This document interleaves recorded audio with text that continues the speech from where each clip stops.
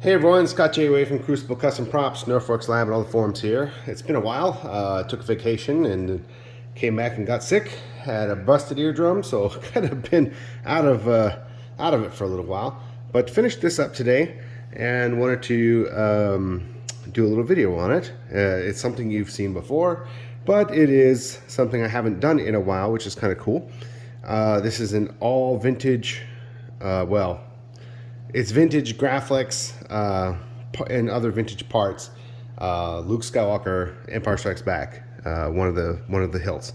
So, as you guys may know, there are a number of actual Graflex hilts that used in the movie. You have at least two primary belt hangers. You have that seem to switch.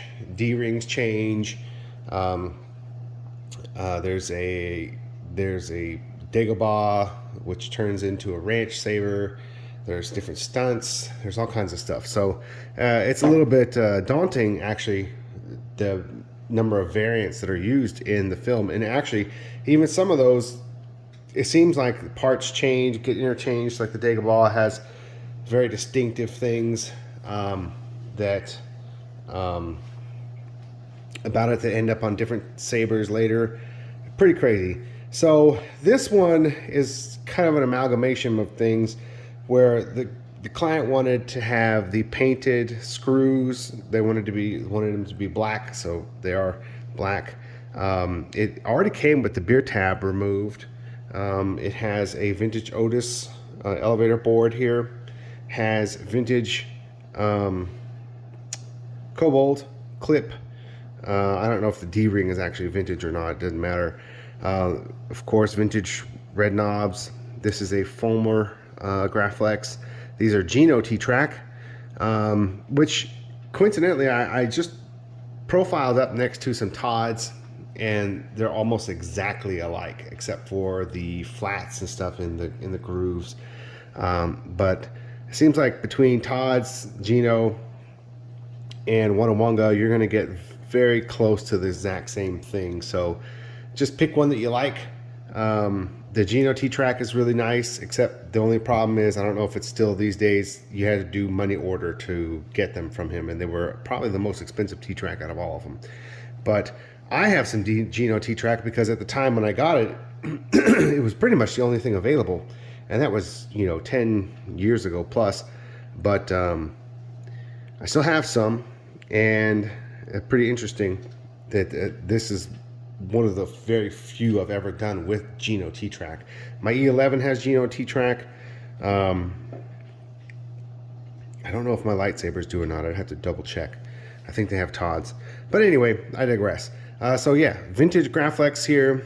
The chrome tape, I don't know where it came from, if it came from Onawanga or what, but it's the thick type. It's very thick. The Geno T-Track here. We did have vintage rivets, but when I pulled them, there's the first, because I don't really recommend people to go too crazy get on vintage rivets, and I'll tell you why now. The aluminum is old, oxidized, pretty tired. The alloy is soft. Now, usually they pull weird. The old ones pull weird. They pull kind of flat in some spots and not flat in the others. These vintage ones pulled the centers up through the hole, so when I was pulling the rivet gun off, it wouldn't just come off, and then when I finally got it off, there was a big nipple sticking out, and it looked horrible. It pulled, and it served its function as a rivet, but it looked ugly. It didn't look good at all. And I tried to file them flat, but it had filled the holes with all the aluminum. It just didn't look good, and the nails were flush with the top, and it just didn't look good at all. So I re-drilled those out and used some Onawanga ones there instead. Now, none of this is drilled into the flash. This is all I did cut the heads off of these are vintage Exactra calculator screws. I cut the heads off of those, glued them in place. I notched, milled the notches and everything into the Geno T-Track. Cut the heads off the screws, glued those in, drilled the holes in the kobold, pulled the rivets, but this is just glued on. But it is glued strong enough. I mean, I wouldn't troop with it or anything, but if you want to take a picture of it hanging on something, you could. It's strong enough for that. But yeah, no weathering because this flash is in pretty good shape. So we did do the kind of wampa scene alignment for the kobold, and that's about it. So there it is. Pretty cool. This is even got the Fulmer clamp as well. Nice, nice flash. Nice Graflex. You got your Luke ESB here with original parts. Pretty cool. Thanks for watching.